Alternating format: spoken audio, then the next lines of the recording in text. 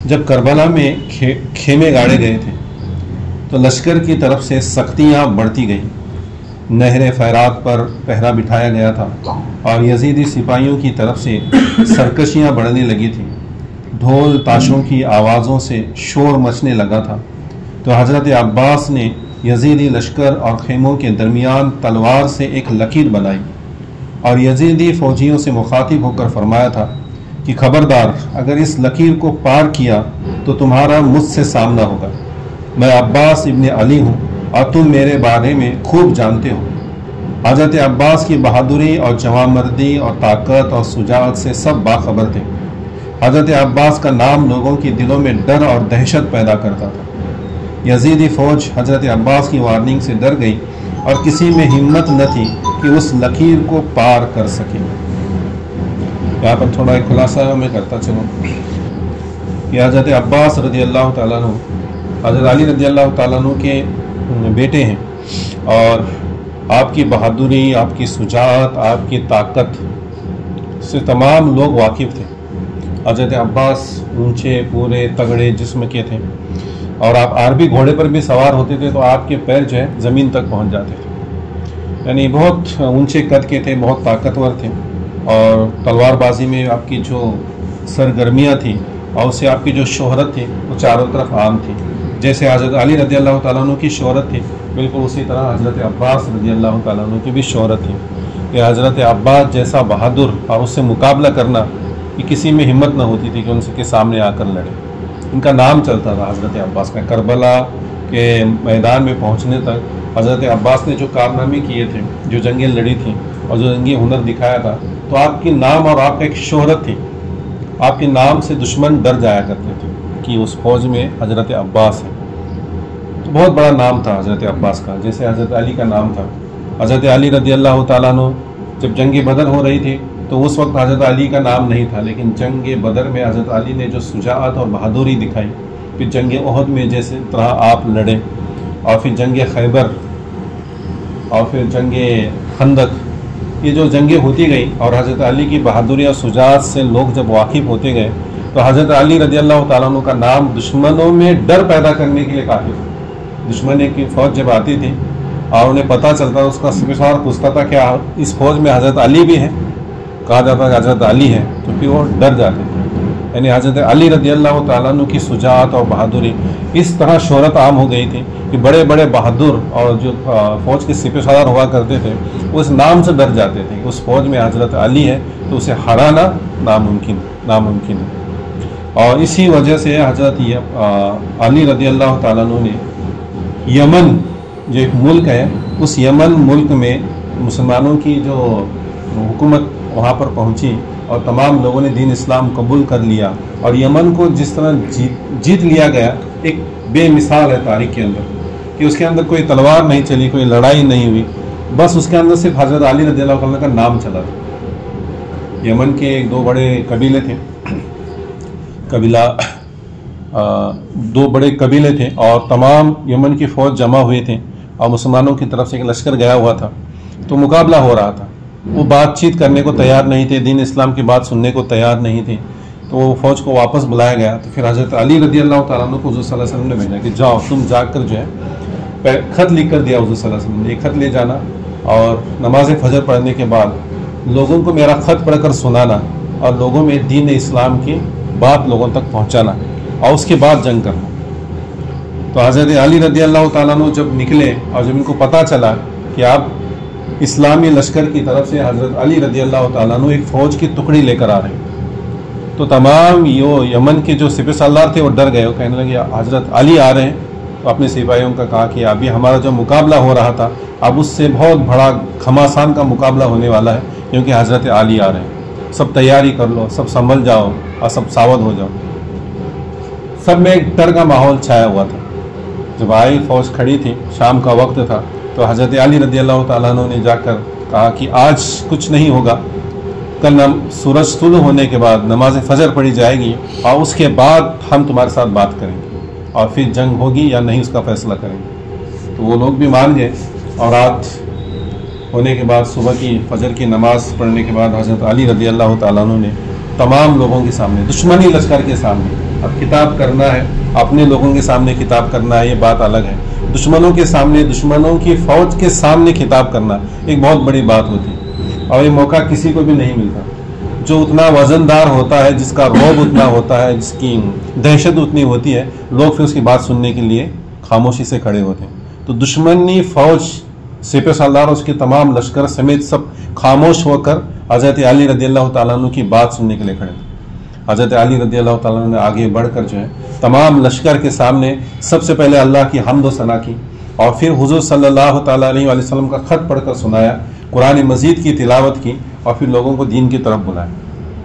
تو لوگ اتنے متاثر ہوئے۔ ان کا جو بہت بڑا قبیلہ تھا، قبیلہ حمدان بہت بڑا قبیلہ تھا یمن کا، تو اس کا سردار ان باتوں سے اتنا متاثر ہوا، اور وہ اپنے تمام قبیلے والوں کو جمع کر کے کہنے لگا کہ میں ان کی باتوں سے متاثر ہو گیا ہوں، اور یہ ہمیں ایک اللہ کی عبادت کی طرف بلاتے ہیں، اور ان کی بات میں سچائی ہے۔ یہ بت پرستی، یہ شرک، ہم دیکھتے ہیں کہ یہ پتھر بے جان ہے، نہ ہمارا نفع پہنچا سکتے ہیں، نہ نقصان پہنچا سکتے ہیں، اور جو کہہ رہا ہے یہ علی، اس کی بات سچ ہے، اس کا اسلام سچ ہے، اس کی باتیں میرے دل پر اثر کر گئی ہیں، اور میں ایمان لانا چاہتا ہوں۔ تو تمام قبیلے کے جو اس کے بڑے خاص مشیر تھے، صلاح دینے والے، تو انہوں نے کہا کہ اے سردار، تیری بات ہمیں بھی پسند آ گئی ہے، اور ہم بھی ایمان لانا چاہتے ہیں۔ تو تمام کے تمام قبیلے نے اسلام قبول کر لیا، جنگ نہیں ہوئی، تمام قبیلے نے اسلام قبول کر لیا، اور بہت بڑا قبیلہ تھا قبیلہ حمدان۔ اس کے دیکھا دیکھی دوسرے چھوٹے چھوٹے جو قبیلے تھے وہ تماموں نے اسلام قبول کر لیا، آیا ہوا سارا لشکر دین اسلام قبول کر لیا، اور جنگ نہ ہوئی، اور یمن فتح ہوا۔ تو حضرت علی نے خوش ہو کر حضور صلی اللہ علیہ وسلم کو خط لکھا، اور جو معاملہ ہوا تھا پورا کے پورا حضور صلی اللہ علیہ وسلم تک خط کے ذریعے پہنچایا گیا کہ قبیلہ حمدان نے اپنی باتوں کو سن کر جو ہے اس میں متاثر ہو کر اسلام قبول کر لیا، اور ان کے دیکھا دیکھی دوسرے قبیلے والوں نے بھی اسلام قبول کر لیا، اور بغیر لڑائی جھگڑے کے یمن فتح ہو گیا۔ تو حضور صلی اللہ علیہ وسلم نے قبیلہ حمدان کے لیے دعا فرمائی کہ اللہ تبارک و تعالیٰ قبیلہ حمدان میں برکت عطا فرمائے، سلامتی عطا فرمائے۔ تو نام سے ہوا تھا، یمن میں جو ہے حضرت علی کی تلوار نہیں چلی تھی بلکہ نام چلا تھا، نام تھا، شہرت تھا، تو لوگ ڈر کر آپ کی بات سننے پر آمادہ تھے۔ اسی طرح کربلا کے اندر جو ہے حضرت عباس رضی اللہ تعالیٰ عنہ ایک نام ایسا تھا کہ دشمنوں میں رعب اور دبدبہ اور دہشت پیدا کرنے کے لیے کافی تھا۔ حضرت عباس رضی اللہ تعالیٰ عنہ نے جو خیموں کے گرد لکیر بنائی تھی، اس لکیر کو پار کرنے کی کسی میں ہمت نہ تھی۔ جب خیموں میں پوچھا گیا کہ کیا واقعی یہ باغی فوج ہم پر حملہ کرنے والی ہے، تو حضرت عباس نے سیدہ زینب رضی اللہ تعالیٰ عنہ سے عرض کیا کہ بہن، مجھے مولا حسین سے جنگ کرنے کی اجازت دلا دو، میں اکیلا جاتا ہوں اور ابھی ساری فوج کا کام تمام کر کے آتا ہوں۔ اور یقیناً حضرت عباس علیہ السلام میں وہ بات تھی، وہ حوصلہ تھا، وہ ہنر تھا، وہ جذبہ تھا، اور آپ یقیناً ساری فوج کا صفایا کر سکتے تھے۔ حضرت علی علیہ السلام کے نام سے ایک ادنا سا بچہ بھی بڑے سی بڑی چیز اٹھا سکتا ہے، تو صرف علی کے نام میں اتنی طاقت ہو تو ذرا سوچو کہ جس کے جسم میں علی کا خون ہو اس میں کتنی طاقت ہوگی۔ جب سیدہ زینب رضی اللہ تعالیٰ عنہ نے امام حسین علیہ السلام سے حضرت عباس علیہ السلام کے لیے اجازت کی سفارش کی، تو امام حسین علیہ السلام نے فرمایا کہ بہن نہیں، عباس کو جنگ کی اجازت نہیں ہے، اس جنگ میں ایک راز ہے، اپنے نانا سے کیا ہوا وعدہ وفا کرنا ہے۔ اپنے نانا سے یعنی حضور صلی اللہ تعالیٰ علیہ وآلہ وسلم سے امام حسین کا ایک وعدہ تھا۔ یہ کچھ باتیں راز کی ہوتی ہیں تو انہیں اسی طرح بیان کیا جاتا ہے۔ امام حسین کا اپنے نانا سے وعدہ تھا، اور ان کے نانا کا اللہ سے وعدہ تھا، ذبح عظیم کی تکمیل ہونی تھی، اور یہ تمام راز کی باتیں تھیں۔ اپنے نانا سے کیا ہوا وعدہ وفا کرنا ہے، اس جنگ میں ہمیں اپنی طاقت دکھانے کی اجازت نہیں۔ عباس سے اس کی تلوار لے لو اور اس کے ہاتھ میں جھنڈا دے لو۔ جب جنگ شروع ہوئی تو تمام جان نثار اپنی جانوں کا نذرانہ پیش کرنے لگے، خیموں میں پیاس کی شدت بڑھنے لگی، تو سیدہ بی بی سکینہ نے حضرت عباس علیہ السلام سے کہا کہ چاچا جان، ہمیں بہت پیاس لگی ہے، ہمیں پانی چاہیے، علی اصغر بھی پیاس سے تڑپ رہا ہے۔ چاچا جان، آج تک میں نے آپ سے جو بھی مانگا ہے آپ نے مجھے وہ لا دیا ہے، کیا مجھے پانی نہیں ملے گا؟ کیا میرے لیے پانی نہیں لائیں گے؟ حضرت عباس علیہ السلام نے مشکیزہ اٹھایا، عالم کو اپنی پشت پر باندھا اور دریائے فرحات کی طرف نکل پڑے۔ सिपाहियों का पहरा लगाया गया था। हज़रत अब्बास अलैहिस्सलाम के पास तलवार न थी, लेकिन किसी में मजाल न थी कि हज़रत अब्बास के सामने आए, और हज़रत अब्बास का नाम और उनके नाम की दहशत से ही दुश्मनों के कलेजे काँप रहे थे। हज़रत अब्बास आगे बढ़ते गए, दुश्मनी फौज मारे खौफ के पीछे हटती गई। हज़रत अब्बास अलैहिस्सलाम ने अपना घोड़ा पानी में उतार दिया, पानी का मशकीज़ा भर लिया और दोनों हाथों से चुल्लू भर पानी पीने के लिए उठाया तो सकीना की प्यास याद आ गई। पानी को छोड़ दिया, अपने घोड़े से कहा कि तू पानी पी ले, तो घोड़े ने भी सर हिला दिया कि हुसैन को प्यासा छोड़कर मैं भी पानी नहीं पी सकता। मशकीज़ा उठाकर घोड़े पर बैठ गए। यजीदी फौज का कमांडर बोला, अरे सिपाहियों, अगर पानी हुसैन के घर वालों को मिल जाएगा, वो तरोताज़ा हो जाएंगे, तो फिर ऐसी जंग होगी कि हम में से एक भी जिंदा नहीं बचेगा। डरते क्यों हो? अब्बास की तरफ देखो तो सही, उसके पास तलवार भी नहीं है। तुम सब मिलकर उस पर हमला कर दो और उसका खात्मा कर दो और उससे मशकीज़ा छीन लो। तब जाकर सिपाहियों ने गौर से देखा कि वाकई हज़रत अब्बास के पास तलवार नहीं है। तब सब में हौसला आया और फिर हज़रत अब्बास अलैहिस्सलाम की तरफ बढ़े और हमला कर दिया। आप पर तीर चलाए गए। किसी बदबख्त ने हज़रत अब्बास से सीधे बाजू पर तलवार चलाई, बाजू कट गया। हज़रत अब्बास ने मशकीज़ा बाएं हाथ में उठा लिया। किसी ने बाएं हाथ पर तलवार मार दी, वह भी कट गया। मशकीज़ा अपने मुंह में दांतों से पकड़ लिया और इमाम हुसैन अलैहिस्सलाम के खेमों की तरफ बढ़ने लगे। जालिम यजीदियों ने तीरों की बरसात कर दी। एक तीर आपकी आंख में लग गया। आप उस तीर को निकालना चाहते थे, लेकिन कैसे निकालते? आपके दोनों बाजू कट चुके थे। शिद्दत दर्द से सर को हिलाते रहे। इतने में एक तीर सनसनाता हुआ आया, जो मशकीज़े को चीरता हुआ हज़रत अब्बास के सीने में पैवस्त हो गया। मशकीज़ा फट गया, पानी बह गया, सीने से खून का फव्वारा निकला। हज़रत अब्बास घोड़े से नीचे गिरते हैं। किस तरह आप घोड़े से नीचे गिरे होंगे? जब कोई कहीं से गिरता है तो सबसे पहले अपने हाथ टेकता है। उस वक्त हज़रत अब्बास अलैहिस्सलाम के पास हाथ भी नहीं थे। ज़रा सोचो कि कैसे आप घोड़े से नीचे गिरे होंगे। जालिम सिपाहियों ने वहशत और बर्बरियत छा गई। आपके जिस्म पर तलवारों के सैकड़ों वार किए गए और आपने शहादत का जाम नोश फरमा लिया। इन्ना लिल्लाहि व इन्ना इलैहि राजिऊन। हज़रत अब्बास का आलम गिर गया तो इमाम हुसैन घोड़ा दौड़ा कर हज़रत अब्बास अलैहिस्सलाम के पास आए। आपने इस बावफा भाई का सर अपनी गोद में लिया। अभी कुछ जान बाकी थी। हज़रत अब्बास ने कहा कि मौला हुसैन, मेरा आखिरी सलाम कबूल करो। इमाम हुसैन अलैहिस्सलाम फरमाते हैं कि भाई अब्बास, तू मेरा भाई है, अब आखिरी वक्त है, अब तो भाई कहकर पुकारो। हज़रत अब्बास कहते हैं, मेरी माँ ने मुझसे वादा लिया था कि हुसैन तेरे आका हैं, उनसे वफा करना, उन्हें कभी नाराज़ न करना। मौला हुसैन, मुझे तुम्हारी गुलामी में जाम शहादत पीने दो, और मौला हुसैन मेरी लाश को खेमों में न ले जाना, मेरी लाश को यहीं पर रहने देना। बीबी सकीना ने मुझसे पानी मांगा था और मैं बगैर पानी के बीबी सकीना के सामने नहीं जा सकता। मेरी लाश से पानी मांगेंगी तो मुझे उठना पड़ेगा। और अब्बास अलैहिस्सलाम मुस्कुराने लगे। इमाम हुसैन अलैहिस्सलाम ने पूछा कि भाई क्यों मुस्कुराते हो? तो कहने लगे, देखो अब्बा जान और अम्मी जान मेरे इस्तकबाल के लिए आए हैं। नाना जान कौसर का चाम लिए खड़े हैं। मौला हुसैन मैं कामयाब हो गया, मौला हुसैन मैं कामयाब हो गया। ला इलाहा इल्लल्लाह मुहम्मदुर रसूलुल्लाह पढ़ा और रूह कब से अंसरी से परवाज कर गई। इन्ना लिल्लाहि व इन्ना इलैहि राजिऊन। आज भी मैदान करबला में तमाम शहीदों से अलग हज़रत अब्बास अलैहिस्सलाम की मज़ार दरियाए फरहात के किनारे अपनी वफ़ा का फैज़ बिखेरती नज़र आती है। सलाम है अब्बास अलमदार, तेरी वफ़ा को सलाम। बेआस हो कि जब मेरे जज्बात आ गए, कुछ आशना से नाम मेरे पास आ गए। मांगी मदद जो दे के सकीना का वास्ता, पहले अली से हजरत अब्बास आ गए। इमाम हुसैन अलैहिस्सलाम ने शहीद होकर शहादत का मर्तबा बढ़ा दिया, तो हजरत अब्बास अलैहिस्सलाम ने वफ़ा की राह में कुर्बान होकर वफ़ा का मर्तबा बढ़ा दिया। सलाम है अब्बास अलमदार, तेरी वफ़ा को सलाम। हजरत अब्बास अलैहिस्सलाम की वफ़ादारी के बारे में बताया जाता है ان کی بہت بڑے واقعات ہیں کہ انہوں نے اہل بیت خاص کر کے امام حسین علیہ السلام سے کس قدر وفاداری کی۔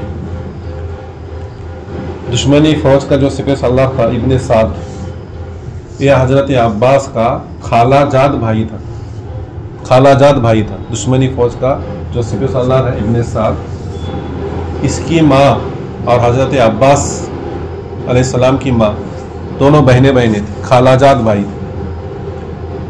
اور اس نے ابن زیاد کے پاس سے جب فوج لے کر آ رہا تھا تو اس وقت اس نے حضرت عباس اور حضرت عباس کے ساتھ ان کے 3 بھائی تھے، ان کے لیے امان لکھ کر لائی تھی کہ جنگ تو ہوگی لیکن حضرت عباس کو کچھ نہیں کیا جائے گا، اور عباس کے ساتھ جو 3 بھائی ہیں ان کے سگے، ان کو بھی کچھ نہیں کیا جائے گا۔ یعنی حضرت عباس کے باپ تو حضرت علی ہیں، امام حسین کے باپ بھی حضرت علی ہیں، لیکن امام حسین کی ماں خاتون جنت بی بی فاطمہ الزہرا ہیں، لیکن حضرت عباس اور ان کے 3 بھائیوں کی ماں جو ہے ام بنین ہے، حضرت علی کی دوسری بیوی کے بیٹے ہیں۔ اور یہ دشمنی فوج کے کمانڈر ابن سعد کے خالہ بھائی تھے، تو اس نے امان لکھ کر لے کر آیا تھا اور لا کر حضرت عباس سے کہا تھا کہ تو میرا خالہ جاد بھائی ہے، جنگ تو ہونی ہے، اور ابن زیاد نے ارادہ کیا ہے کہ سختی کے ساتھ امام حسین علیہ السلام پر زبر کیا جائے گا، تو میں نے تمہارے لیے امان لے کر آیا ہوں، تم اگر ہمارے پاس آ کر ہمارے ساتھ مل جاؤ گے تو تمہیں سرداری ملے گی، انعام و اکرام ملے گا، جو کچھ تمہارا مرتبہ ہے ہم تمہیں دیں گے۔ اگر تمہیں ہمارے ساتھ نہیں ملنا تو تم اپنے بھائیوں کو لے کر یہاں سے چلے جاؤ، تمہارا کوئی پیچھا نہیں کرے گا، تمہیں کوئی نہیں مارے گا۔ اس طرح کی اس نے پیشکش کی تھی، لیکن حضرت عباس نے کہا کہ نواسہ رسول کے لیے امان نہیں لایا، ان کے غلام کے لیے امان لایا، تو میں تیری امان کیسے قبول کروں؟ مجھے تیرے امان نہیں چاہیے، میں اور میرا آقا اللہ کی امان میں، ہمارے لیے اللہ کی امان کافی ہے، جو کچھ اللہ کی مرضی ہوگی ہم اس پر راضی۔ میں امام حسین کے بغیر ایک پل بھی جینا نہیں چاہتا۔ یہ آپ کے الفاظ ہیں، اس لیے کہا جاتا ہے کہ حضرت عباس رضی اللہ تعالیٰ عنہ نے وہ وفا کی ہے کہ وفا بھی ان پر ناز کرتی ہے، اور وفا کا دوسرا نام حضرت عباس کہا جاتا ہے۔ اب یہاں سکینہ کے ساتھ ان کی بڑی محبت کا ایک رشتہ تھا، چچا ہیں حضرت عباس رضی اللہ عنہ، چچا ہیں، اور اپنے بھائی کی چھوٹی بیٹی، ان سے بڑی محبت تھی حضرت عباس کو سکینہ سے، گھر کی چھوٹی بچی تھی تو انہیں اتنی محبت تھی کہ حضرت سکینہ جو بھی مانگتی تھی لا کر دیتی تھی۔ ہم بھی اپنے گھروں میں دیکھتے ہیں کہ ہمارے بھائی کے بچے کے چھوٹے ہیں، چھوٹی بچی ہے، اچھا بولتی ہے، بات چیت کرتی ہے، پسند آئے تو پھر وہ بچی سے اتنی محبت ہو جاتی ہے، بچی جو کچھ مانگتے لا کر دے دیا جاتا، اس کی بات کو رد نہیں کیا جاتا۔ وہ کیا مانگ رہے ہیں، کیسا مانگ رہے ہیں، اچھا مانگ رہے ہیں، برا مانگ رہے ہیں، کچھ نہیں دیکھا جاتا، بس اس کی بات کو، ضد کو پورا کر دیا جاتا۔ تو حضرت عباس رضی اللہ تعالیٰ عنہ جو ہے، حضرت سکینہ رضی اللہ تعالیٰ عنہ جو بھی فرماتی تھی آپ سے، وہ فوراً لا کر حاضر کر دیتے، جو مانگتے تھے وہ لا کر دیتے تھے، جو کرنے کو کہتے تھے وہ کرتے تھے، یعنی اتنی لاڈلی تھی حضرت عباس رضی اللہ تعالیٰ عنہ۔ اور پھر میدان کربلا میں پیاس جب ستاتی ہے حضرت بی بی سکینہ رضی اللہ تعالیٰ عنہ، انہوں نے تو برداشت کر لیا تھا، چھوٹی بچی تھی، اہل بیت کے گھر والے تو سب کو صبر جو ہے ان کے خون میں ہوتا ہے، خود تو صبر کر لیا تھا، لیکن جھولے میں جو چھوٹا بچہ علی اصغر ان کا بھائی، 6 ماہ کا بچہ، وہ جو پیاس سے رو رہا تھا، چپ نہیں ہو رہا تھا، تو ماں سے پوچھتی ہے کہ ماں علی اصغر آج چپ کیوں نہیں ہوا، اتنا کیوں رو رہا ہے؟ ان کی ماں نے کہا کہ بیٹا اس بچے کو پیاس لگی۔ اس نے کہا کہ میں اپنے چاچا سے کہتی ہوں کہ علی اصغر کے لیے تو پانی لائے۔ وہ جا کر کہتے ہیں کہ چاچا نے کبھی میری بات ٹالی نہیں، جو مانگا ہے لا کر دیا۔ تو آ کر انہیں حضرت عباس سے کہتی ہیں پانی لے آؤ، تو حضرت عباس مشکیزہ لے کر نکل رہے ہیں، اور یہ واقعہ پیش آتا ہے۔ جب سارا جنگ ختم ہوئی، عورتوں کو قیدی بنایا گیا اور لے جایا جانے لگا، تو اس وقت بی بی سکینہ رضی اللہ تعالیٰ عنہ حضرت عباس کے لاش کو ڈھونڈ رہی تھی۔ سیدہ زینب نے پوچھا کسے ڈھونڈ رہی ہو؟ علی اصغر کو ڈھونڈ رہی ہو، چھوٹے بھائی کو ڈھونڈ رہی ہو، علی اکبر کو ڈھونڈ رہی ہو، بڑے بھائی کو ڈھونڈ رہی ہو؟ تو کہنے لگے نہیں، نہ میں بھیا کو ڈھونڈ رہی ہوں، نہ چھوٹے اصغر کو ڈھونڈ رہی ہوں، میں عباس کو ڈھونڈ رہی ہوں۔ کیوں؟ کہنے لگی میں نے ان سے پانی مانگا تھا، اب وہ تو شہید ہو گئے، کیا وہ مجھ سے روٹ گئے؟ میں جاننا چاہتی ہوں کہ جب انہوں نے شہادت نوش کا جام نوش فرمائی تو کیا وہ مجھ سے ناراض تھے یا مجھ سے خوش تھے؟ میں دیکھنا چاہتی ہوں، جاننا چاہتی ہوں کیا وہ مجھ سے ناراض تو نہیں تھے اپنے آخری وقت میں؟ مجھے ان سے پوچھنا ہے۔ بی بی سکینہ نے انہیں سمیٹ کر اپنے ساتھ لے لی۔ یہ کربلا بہت بڑی ہے، بہت بڑی ہے کربلا۔ مولانا جلال الدین رومی کی وہ اشعار ہے، اس میں بات ختم کرتے ہیں کہ مولانا جلال الدین رومی نے فرمایا کہ دین اسلام کا مدرسہ حسین ہے اور اس کا دفتر کربلا کی ریت ہے۔ جس نے پڑھ لیا، سمجھ لیا، اسے سب کچھ آ جاتا ہے۔ بہرحال اللہ کا